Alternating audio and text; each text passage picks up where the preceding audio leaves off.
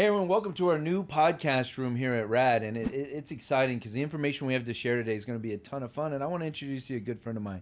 Ron Eccles and I have known each other a decade plus, and he is a true, a real thought leader when it comes to business, when it comes to your spirituality, when it comes to your faith, when it comes to how to do business and how to live life. And so, Ron, he's worked with me on different things throughout the years. And when we do our upcoming IWS seminar, right, Invest Well Summit, Ron is the guy I asked to come in and MC and come and carry the message and hold the tone and hold us because, this is an important time.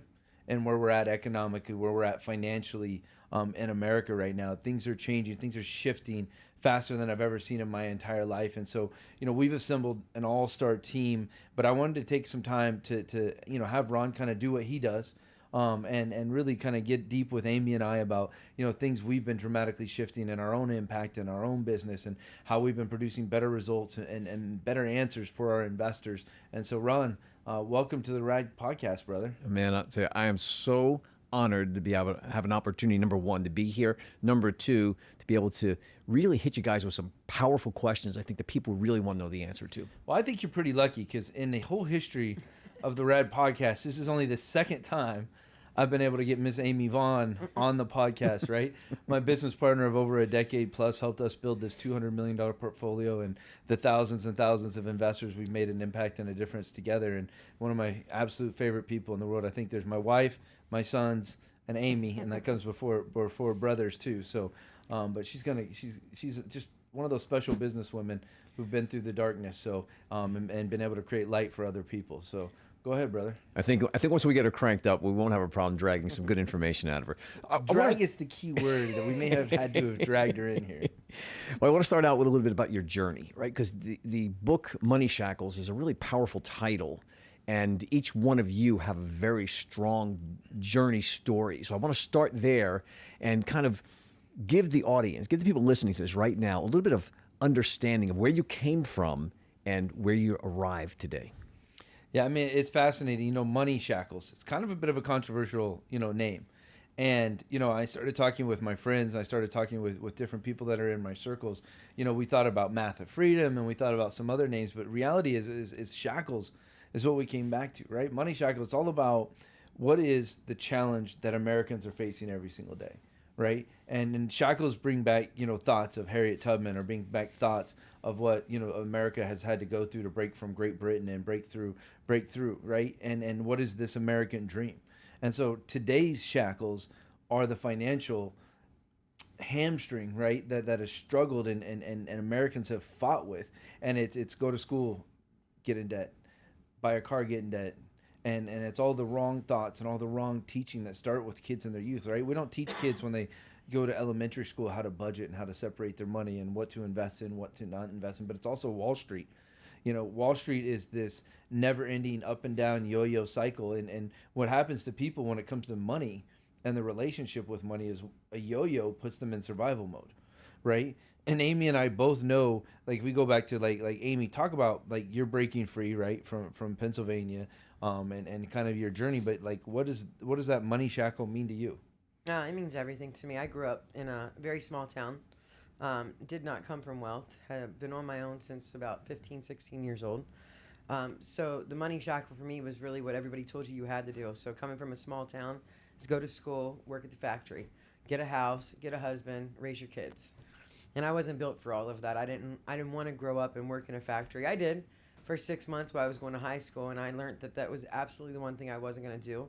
I also learned that I do not like to be controlled by any means necessary. So when I had an opportunity to move to Florida, it was with a small company that I was working for, and it was when the internet just started coming about and websites, and I just really excelled with it. It was sales, and I moved to Florida and never looked back. When that company went belly up, I went through real estate school, went through advertising school, so I just really did every little trade that I could do that was relevant to making money. So when I was a little girl, my granddad always said there's two things people will always need in life. It's real estate and insurance. So I made sure by the age of 22, those were two licenses that I had.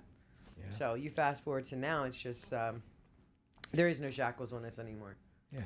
So you got better advice than me because my uncle said to me once, he said like, well, Dutch, if you own a bar, people will always spend money in a recession because they're sad, and when times are good, they're going to spend money because they're happy. So, Well, see, my granddad owned a bar, so that's why he told me something different, because he went through those up and down times with his bar. Well, let me ask you. I think this is really powerful. That I believe this personally, that God prepares us in life for the destination we need to be at. And it's the journey that really is necessary to create those pain points, those different things that we need to know to get through to become who we need to be. What do you guys feel about that? I mean, for me, I feel like God all the time is telling me to get moving, right? He's like, it's not so much like he's prepared me, right? And so I hear that conversation a lot of times from him, like, hey, you're ready, go. You're ready, go, right? And I think a lot of times people wait for something, right? And they wait for this or they wait for that, and the struggle is when you wait, nothing happens, and in the nothingness, nobody can succeed, and so when it comes to finances or it comes to money, right? I like the mission and journey we're on to make the impact on America that we're making. I feel like I'm being told to go all of the time. I don't know. I know you have daily conversations. Yeah, I mean, it absolutely is like that. I mean, I think everything that I went through as a young person in my teenage years and my young adult years has brought me to where I'm at today. It's kept me humble. You know, the best thing about having money now and not coming from money is you know what it's like not to have money. So you don't put yourself above other people. And when you build a business like that and you have somebody that's aligned with you that does the same thing, you build a really ethical business, and it allows you to give your gift that God gave to you. So to me, what I have is a gift that I can actually help people and take care of people. And if I do anything against that, what I've learned in the 20 years in doing this business is every time we go against that grain, which we went against real estate a few times in our life, it just does not work out for us. And God always leads us right back to that way. So, all right. So I love the direction we're heading in, because most of the people listening right now can probably relate with your stories. Everyone has challenges that they've had to go through to get where they need to be. But what I want to do is ask you to point out either one of the greatest difficulties you've had to walk through, or perhaps maybe one of the biggest financial risks you've had to take, and then how it turned out. Yeah, I mean, for me, when I think about greatest difficulties, right? For me, it was that decision so Amy and I spent a decade, right, consulting, right, real estate companies, consulting thought leaders, and doing all of the things that, help them, analyze their businesses, figure out profit centers, lay down their marketing plans, lay down their sales plans, help them figure out what their waterfall effects for, help them, just figure out how they're going to make money and how they're going to take care of their consumers and their customers, right? And so we spent all this time, and then we would build ancillary services, and we would make great money doing that, right? But, over the years, we kept running into, this, commercial real estate guru who would come and ask us to borrow money from us, right? And we're like, you're a guru of commercial real estate and you're asking to borrow money from us, right? And that's how we first met. We both walked away from that client, and that's when we went into business together afterwards, because we knew we were cut from the same cloth. For me, that decision to say, hey, we're just going to do our own thing. We're going to build our own journey. We're going to build our own products. And it's not so much that we didn't believe in ourselves. It was just so much that like it was the right time, and it was the decision to move forward. And so there was that part of it. But I also think just removing parts of the equation that no longer mattered, right? You can't drag everybody along. You can't drag all the people along on the journey with you. And so there are people that are a part of the journey with you and people that aren't a part of the journey. And there's people that help you get to where you are, right? And if they go through revolutions like you have to, then they can help you get to where you need to be. So I think some of those parts for me were some of the more difficult was sometimes leaving people behind. I think sometimes making the decision to leave very profitable businesses behind, because you get to a place where I call it sanctuary, right? Mm-hmm. Where you have peace and things are good. I mean, like, what was it, 7 years ago, I coached college baseball for 2 years, right? And that was a time of sanctuary for us where we were, but there's a bigger journey. There was a bigger mission. There was a bigger impact, a bigger difference. And so making that commitment and being all in and then letting go of everything, those are some of the important traits. How about you? It's kind of funny that's the one moment for you, because for me was when we left that commercial company, because I was making a lot of money. And moving into a partnership with Dutch was probably one of the easiest business decisions I ever made, just from doing business with him and realizing how aligned we were. I think the scariest part for me in our journey is when we went for RAD, because we were already extremely successful. We were already doing real estate. We were in our niche and teaching everybody.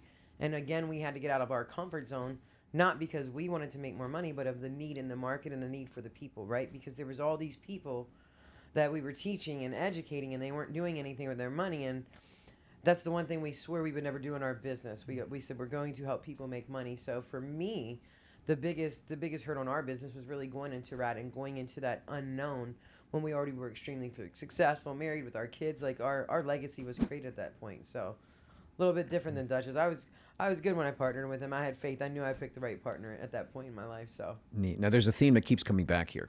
You mentioned action. I want you to answer this question because this is something so critical that I've discovered in my lifetime that most people miss the mark. When is the best time to take action? When you see an opportunity, when something comes about, when you see that you're supposed to do something new or better, when is the best time to do it? Well, there's always an action being taken, right? And it's one of three. You're either going to do something, not do something, or you're going to do nothing, right? And if you do nothing, right, it's worse than doing something or choosing not to do something, right?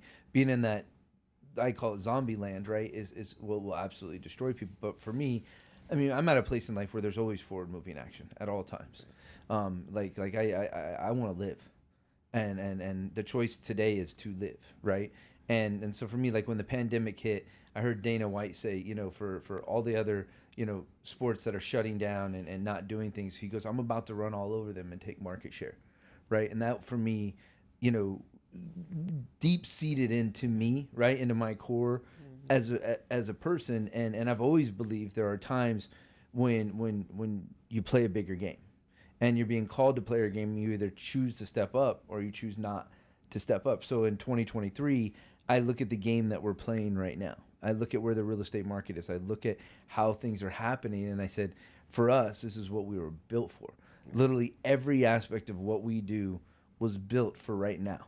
And so for our investors, for our students, and Amy goes back to that moment, right, to start RAD. But for me, you know, yes, we were successful and already making money, but at the same time, like our students came to us and said, this is what we need, right? And you know, I pushed Amy and I pushed, you know, talked to my wife, and we pushed and we said, yeah, we're going to go open RAD. Now, you blink your eyes and $200 million portfolio, you know, 5 years later, it's kind of mind-blowing how quickly things have shifted. But when you're in alignment, right, everything accelerates. It's the great multiplier that nobody talks about, right? When you're not in alignment with your purpose, things will start to fall apart. And when you're in alignment with purpose, things will fall into place. And when you work with other people who are in alignment with purpose, then it's like the eighth wonder of the world, I call it compound interest, right? But the compounding effect proceeds through all business. It proceeds through relationship, right? And it proceeds through who you are. And so the compounding effect of Amy and I being congruent, belief, synergy, compounds together, and that effect multiplies to a way that makes a greater impact and a greater difference, right? Now, I know that for some people, they're like, wow, that got kind of woo-woo on you. At the same time, like, it's only through observation that I've come to a lot of those realizations. Yeah. So talk a little bit about the American dream. I read about it in a book, and it really resonates with me. Obviously, similar backgrounds. You know, you come from very little and have the wonderful opportunity to achieve a whole lot, and you feel very blessed and very humbled to do that. But there's so many people being left behind because they don't understand what the American dream could be for them. Right. And that's our mission and purpose, right? Hence the book, you know, Money Shackles. I mean, the American dream for us is taking that everyday American that has that 9-to-5 job, or that, you know, 65-year-old that's about to retire that knows in 5 years they're not going to have enough retirement, even though they work their whole life as servicemen and nurses and teachers and things like that. So the American dream for us is to give that everyday person what I think every American deserves, that opportunity to be outside the box, the opportunity not to be dependent upon government and government funding, where they can actually live their life and actually be with their family and have time. So that's the real American dream, is going outside the box and doing what's best for your family, and not being stuck to the shackle of life the every day. Now, I know this from being behind the scenes and watching and studying what you guys have been doing, and you've created a model that's very unique and very different that taps into that. The average person might be saying, hey, I'm too old to be starting all over and building something that you guys have built, but you've created something that's very unique, that can actually help those people, no matter what phase they're in, right, give them I'll call it unfair advantage. I think RAD is an unfair advantage. That's what do you think? I mean, it's a system, and I've always, you know, it's fascinating because it's not my in my natural DNA to be a systematic, process-oriented person. But a long time ago in business, and maybe this is in partnering with Amy, right? Everything in business is a system, right? And what I realized a long time ago is that if I can put more resources and more capital and more tools into the system, right, and make the system work better and more effectively, right, then it'll be successful. And so how that relates back to our students and our investors, it was about building a system where they couldn't fail. And it was an interesting conversation I actually had with one of our inner circle members, one of our investors, Alan Pant. And him and I were having conversations, and he said, well, what does it look like for 100% of the people to succeed? What does it look like for every single person to succeed? And I said, well, if every single person was going to succeed, here's exactly what the model would have to look like. Well, he goes, that's the model, right? We need to share with the world. That's the model you got to give to people. And so when I look at our inner circle, I look at our RAD Diversified REIT, I look at our upcoming IWS seminar, and I look at the things, and it's about building a model where you can succeed. And nothing's guaranteed in life. But at the end of the day, if you can follow a blueprint, or you can follow a map, or you can take an action, then you can begin the journey to success. Once that journey's began, if you're within, it's kind of like a bowling alley with bumpers for little kids, right? And if a little kid rolls down a ball down the lane, doesn't matter how they roll it, right? It's going to bounce off, but it's going to knock down the pins. And so the system we built was one to put those bumpers up, right? But it goes even further. It's like we're going to put the ball in their hand, right? And then we might give them a little kick in the ass to get them to the front of the lane, right? And eventually they're going to roll the ball down the lane, right? And when they do that, they're going to do deals, and they're going to make money, right? And so when I look at the process or how we've gotten there, it came down to building from the beginning with the end in mind. And the end in the mind is that every one of our investors does a deal, that every one of our investors makes money, that every one of our investors can look at their wealth, their retirement, and say, I'm in a better place. I don't know that I'm going to say that I can build someone's retirement. I don't know that I can say I'm going to build someone's wealth, right? Because it always comes back to a person has to make the decision to take the action to do that themselves. But we have the machine that they can plug into, right? And think of like a Ferris wheel. And a Ferris wheel goes around in a circle, and people have got to get into the cart, right? Get into the bucket, right? For the Ferris wheel to go around. And so with our machine, they've got to walk into the cart. And once they're into the cart, the Ferris wheel is going to turn. Well, it's kind of like our real estate machine that we built for our investors and for our students, is giving them a path where they can just simply step into the cart. Yeah, that's great. Amy, American Dream, what does it look like to the people you've run into so far that have become a part of RAD, and now you're watching them several deals later? You meet them at the events, you see them coming, and they talk to you about it. What does it look like for them? For them, I think it's life changing. You know, I think the best part about what we do, because obviously I don't like doing videos and speaking on stage, but the reason I surrender to it is that particular moment right there. Like, the best feeling in the world is to go into an event room and have 80 people that you've made an impact with your business and your tribe that have changed their lives. It's the absolute most humbling feeling in the world.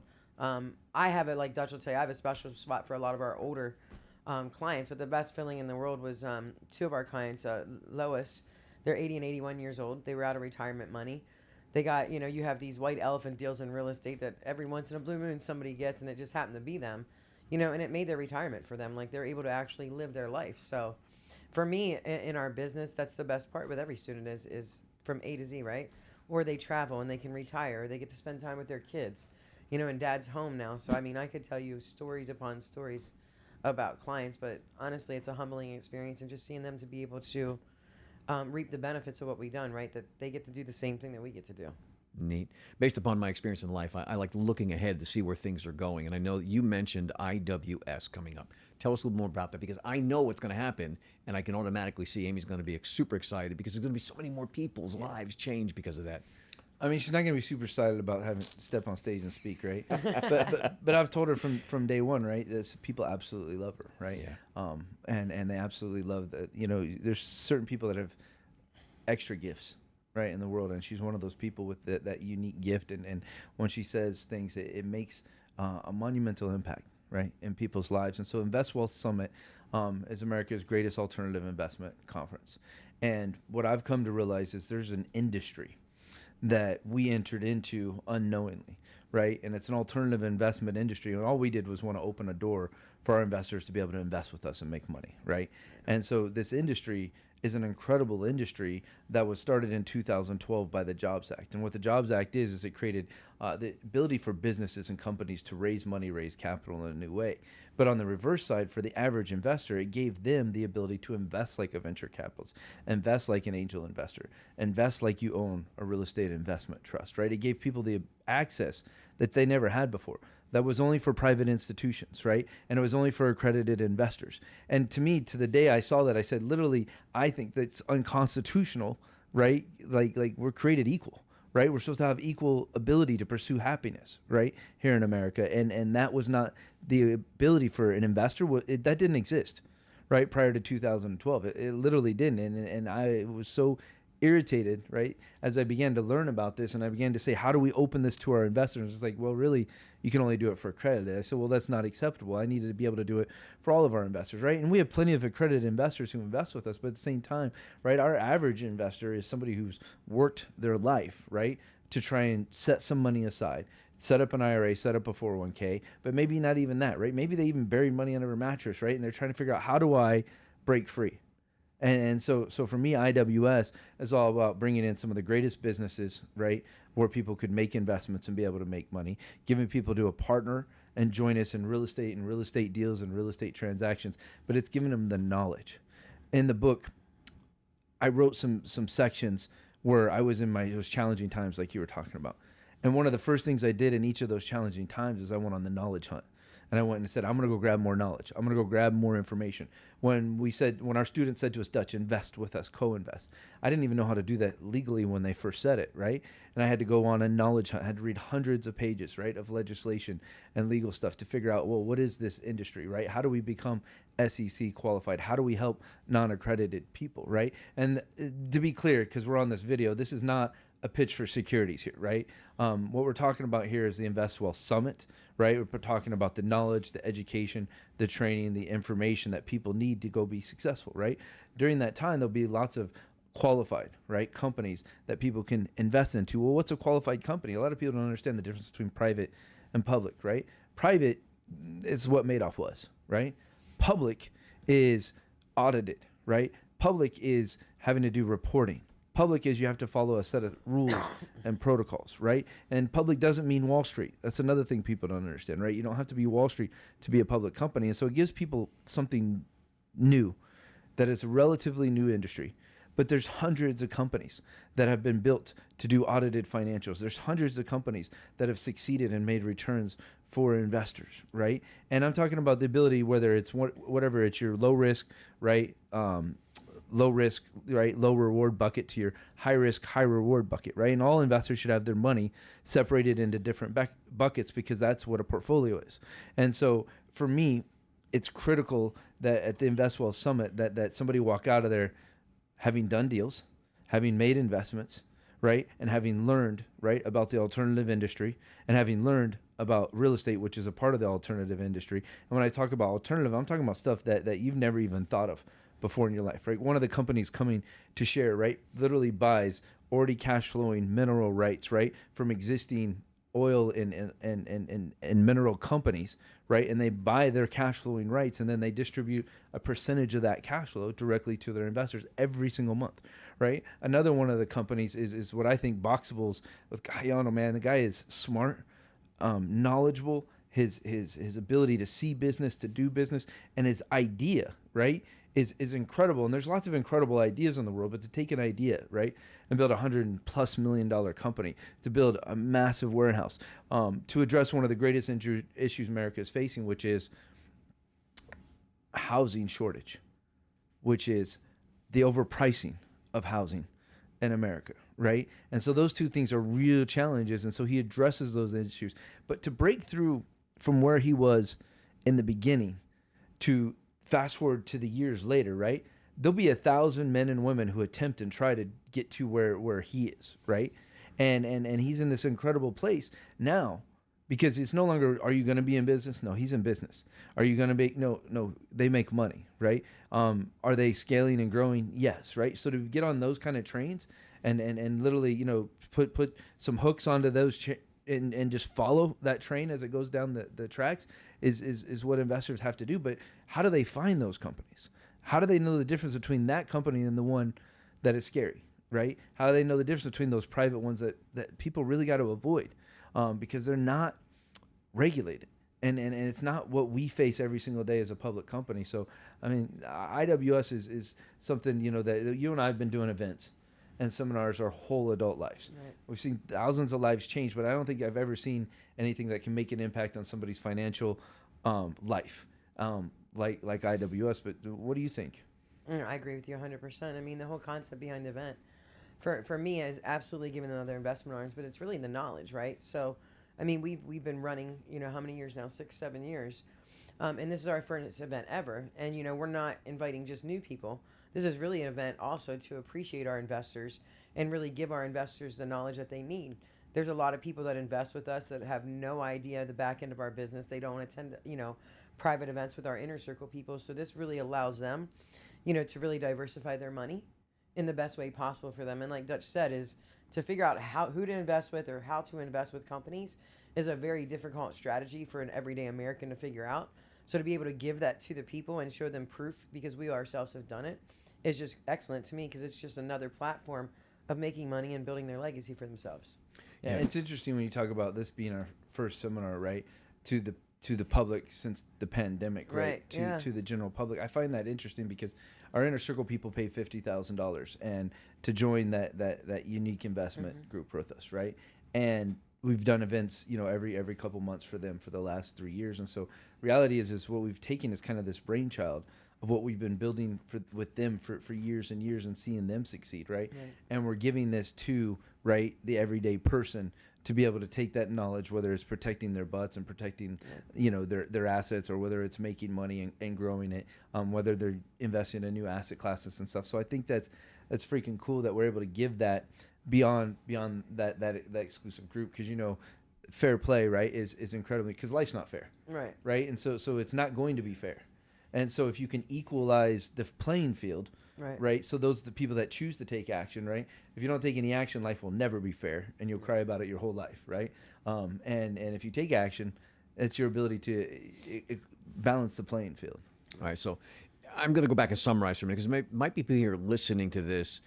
This is a lot of information in a short period of time. So number one, we've got one of the most unique companies I've ever come across, RAD, right? You guys are providing an alternative investing solution, but not just to the people who have money built up. We call it accredited investors. A lot of people don't. You've got money, right? You're an accredited investor. You have a certain wealth factor. Accredited, most people don't. don't. $1 million in net worth, right, outside of your personal home. And for those people who don't know, right, over $200,000 a year for consecutive years of earning potential, right? And I know there's plenty of Americans that are accredited, but there's a lot more that aren't. Yeah. Right. And so having a vehicle that works for both, you know, just seems to make sense. And most of the companies are locked into having a higher percentage of the accredited investors and only a smaller amount of unaccredited. But you guys have changed everything with the new model. So I want to encourage people who are listening right now to get to IWS, because number one, you're going to see a company in action changing the landscape of America. And I'm going to say the landscape of the world, because it's going to go bigger than that. But it's an opportunity for you to literally participate in what the big players were only able to participate in. You get to play in at different levels you choose, and go back to the disclaimers that this is not about an investment opportunity, but come get educated, see what's available. And I want to use this term over and over again, because you guys have locking it in the alternative investment space. I was a traditional real estate type investment. I've been into hundreds of seminars regarding it. And when I came out and you invited me to come out and MC your first event, my first event for you. Was that, what, 2015? Well, that was a long time ago we started doing that. Yeah, that was over 10 years ago. But I'm talking about RAD. When I came out and did RAD last year, I was like sitting there in the audience listening in between going, my goodness, what you have done is absolutely extraordinary in this field. It just blows. And listen, those people listening maybe don't know me, but I attend multiple events every year in the real estate space, and I've never seen anyone that even compares to you guys. Well, the challenge with most people in the real estate space is the barrier to entry, right? And there's a couple choices they can make, right? They can go with a realtor and simply ask a realtor to help them find a deal, right? It's not going to be a good deal. They're not going to get a big discount on it, right? And they're not going to be in a place where they can make the lucrative returns that if they went and found a great deal, right? That's one of the barrier to entry, right? So for us, we have our acquisition teams, around the country that's all they do with their entire lives is find deals for our people and our investors. And then the next challenge is how much money does it take to get into a deal, right? Does it take 10, 20, 30, 100, 200, right? Does it take $1 million, right, to get into an apartment complex, right? And so how do you lower that barrier to entry? And so the alternative investment space through fractionalized ownership, right, creates an ability, whether it's $1,000 or $200 or $10,000, right, where people can now have a percentage of ownership, right, in one of our farms, right? And we haven't talked a lot about what we invest into, but farming is one of our big industries, right? And everybody knows if you're paying attention to media, you're paying attention to what's happening in the world, right? Thank God we decided to invest in farms a long time ago because it's paying off, right? We have one farm, that was $8 million appraised for $24.5 million right now. An average investor cannot find $8 million, right, to go and find a farm. And if they even had the $8 million to go find a farm, do they understand farming? Do they understand leases? Do they understand crop rotations, right? Do they understand irrigation? Do they understand soil, right? All of those things are incredibly complicated for a normal person to be able to figure out, right? They're complicated for me, they're complicated for you, and I know that we're extraordinary people, right? And the bottom line is, an individual can come in and be a partner with us. They can come in and own a piece of that farm. And American farmland needs to be protected. It needs to be protected, right? The fact that Chinese own over 30 million plus acres, right, here in the United States, right, is a pain point for me, right? Chinese Americans should own as much land as they want. We've had a ton of Chinese American investors, right? I truly believe in every single American's rights, but I also think a foreign entity who says they have a plan, right, to overthrow capitalism by 2040, right, is a danger to us. And so for us, America is incredibly important. My brother fought every day, right, for 33 years to give me freedom. And so many other soldiers, so many of other troops, right? And at the end of the day, I got to go back to that gratitude. So we have freedom. So what do we do with it? Well, we make the most of it. And that means every action that we take has to have results. And for me, every action that I take has to make an impact. And so for us, we have this mission, right, to be the greatest financial change in American history. That is one of our missions. That is one of our goals in this country, is to open up the door to people to see the difference and to see the wealth that they can build and see the difference. Look, America has endless wealth. There's an endless amount of money. In the darkest of days of 2020, right, during the pandemic, and the hardest recessions of 2008, right, America has an endless amount of money. And in 2012, some doors were opened. There was some access given to everyday Americans, right? And I want Americans to know about this, because I don't want someday someone to close that door, right, for everyday Americans and limit the access. And so at the end of the day, right, it's about, 1, knowing the knowledge, 2, taking the actions, but 3, having the access, right, to be able to do the deals, to be able to do the transactions, to be able to make the money. It's not a secret, but it's so unknown, right, in the history of America that people don't fully understand it. Once you understand it, you can go and do it. And when you do it, you can diversify. Never again do people need to be in a situation where they have all their money tied up, all their money in one place, where they're just trusting Wall Street. They're just trusting a 100-year-old bank. At some point in time, people got to stop trusting banks, right? And making investments into banks. So the reality is there's a way in this country, right, that we can take control of our future and our destiny. And it's each individual's choice to be able to take that control and decide, what destiny am I going to live? Right? One of Gandhi's, my favorite quotes: thoughts become words, words become your actions become who you are is your destiny. It's one of my favorite quotes by Gandhi, right? And I know there's a lot of old-time political figures that get judged in different things. Doesn't change the fact that it's a good quote, right? Doesn't change the fact that he changed the world. And so, for me, this moment is our destiny right now. Where we're at in this room is where we were meant to be. And so the actions that we take going forward, with revolutionizing, with changing the way American sees finances, with American beliefs, right? We're going to shift it forever. And so being at IWS is being a part of that shift, being a part of that change, right? The new movie that just came out, is it Jesus Revolution? Jesus Revolution. Jesus Revolution just came out, right? Yep. They changed the world forever, right? And we're never going to be a cult. We're never going to be a religious movement. I'm not saying Jesus Revolution is a cult for those who don't get what my faith is, right? What I am saying is we're going to change, right, the way people see things. in this country. Yeah. And being there at IWS is a part of being a part of that change, part of that shift. But it's also about protecting you, your family, your future. It's about setting up your wealth, your retirement in a way that you've never been able to up to this point. And the people that are coming, they're givers. And they're going to give you knowledge. They're going to give you access. And it's going to be incredible. So, yeah, I got a little fired up there. No, listen, man, I could listen to this. I could go on with this all day long because let's go back to number one, that RAD is a company that's literally has a vision to change the landscape of America, but they want to do it one family, one person, one life at a time. And that's so beautiful. The second thing is you've leveled the playing field.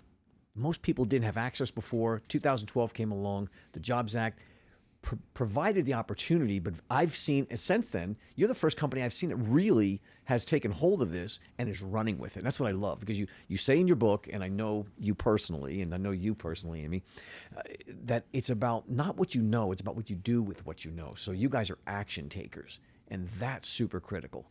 Now we're looking at this incredible event coming up. I'm super pumped about it. Even though I'm going to be there, it's like if I wasn't going to be there, I'd want to get a ticket right now and go. Because what you're going to present there is going to literally be the catalyst that's going to change the lives of so many people. Yeah, it's so fascinating because, the industry we're in, right, did $1.8 billion last year, right? And the greatest group, all of us are like $1.8 billion is huge.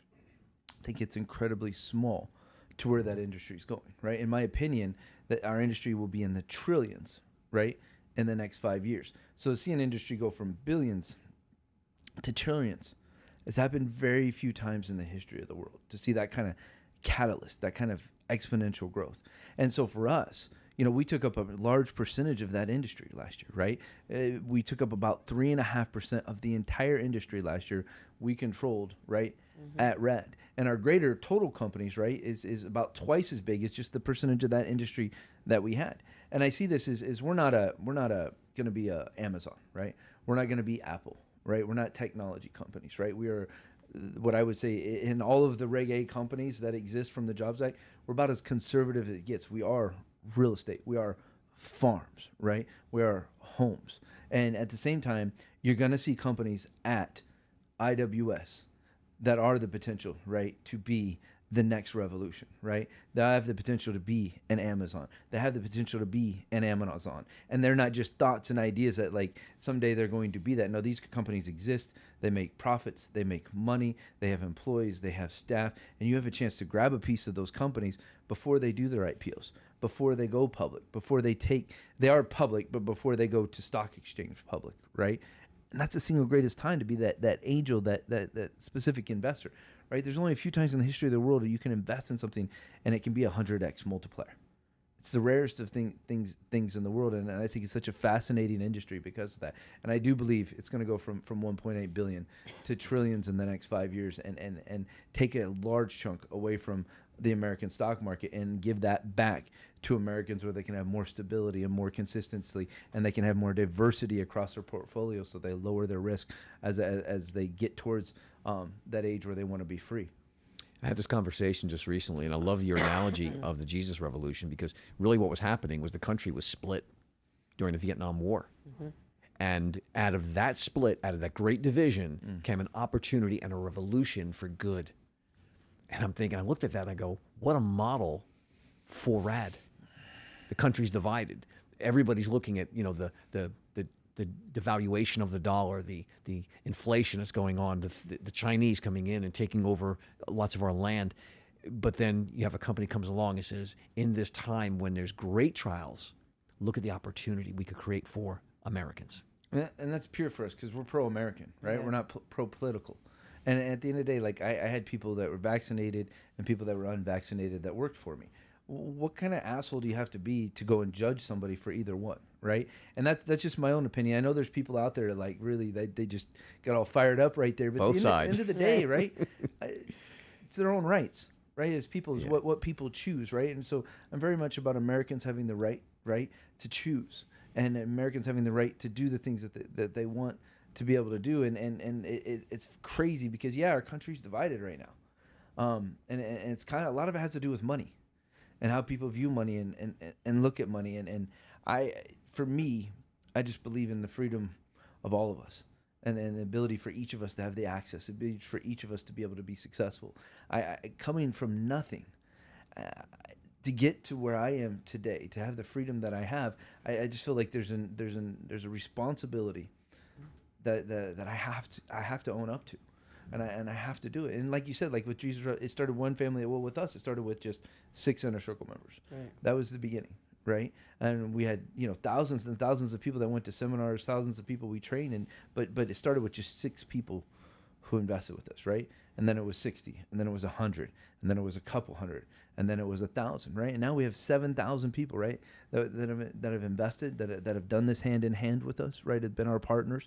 That's no small number of people, and if you look at the multiplier of what we did in the last year, right, 7,000 will turn into 700,000, right, and the next few years. And I don't say that because I want to be big. I say that because that's the impact we want to make. And we don't care. I'm past the point where money matters to me, right? My money, I gave more money to charities this year, right, in the last year, right, than I took home, because for me, my family is taken care of, and I don't need a new car. I don't need a bigger house. There's none of those things that I have a need for, right? My son's wealth and their future is going to be just fine, right? And it's not even about giving them money. It's about teaching them the tools so that they can go succeed and live their own lives, right? And that's one of the breakthroughs for me. Because I always thought I want to give my kids money, but giving them the tools was a much greater gift than giving them money. But I don't know. What do you that political, that whole conversation? I know you don't like it any more than I do. No, not at all. No. So Amy, Dutch hit a big word I think that's really powerful. So I want to ask you, in Amy's view, what is the impact that RAD is going to have on the world? It's going to change the American outlook. It's going to change that everyday person that never gets anywhere. It's going to change that person that works in a factory that they can only invest $100 a week, and now they can grow their money. And where else are you going to do that, right? You can't go into a bank and do that. It's going to change the future of our kids. So they're not in the world that they're in right now. The impacts, it's huge, is the only way that I can put it. And the journey that we're on now and where we're going with it is going to be out of this world, I guess, is the best way to put it. Yeah, I'm going to ask you a question that you're not going to like. Okay. Everybody who knows you knows your heart. And it's on camera here and on sound that people are getting to hear Amy Vaughn come through. I'm going to ask you to show up more. Be on more of these podcasts, and I know that we have to drag you on this stage, but people need to hear from you. You're so lovable. You've got such passion, and I know Dutch and I could go talking all day long, but we need to hear more from you. I've been surrendering to that, and I will do my best to continue to surrender to that. She has a little hedge built in there. All right, Dutch, final words.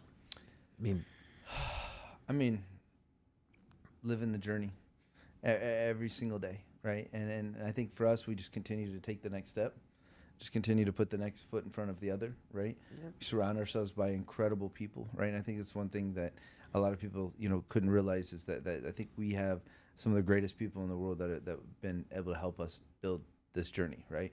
And are helping us build this journey every single day, and will help us build this journey going forward, right? And the question is like, for each individual person, it's like, what part of that journey do you belong into, right? Is it as an investor? Is that getting education and knowledge, right? Is it where in your journey are you, right? And for us, I push people hard to go to IWS, and that's great. If you come and attend, that's awesome. But reality is so we've got the Money Shackles book, and I want people to be able to get, the first chapter of that, the pre-release, right, of that is available for free to people, right, at therad.com, right?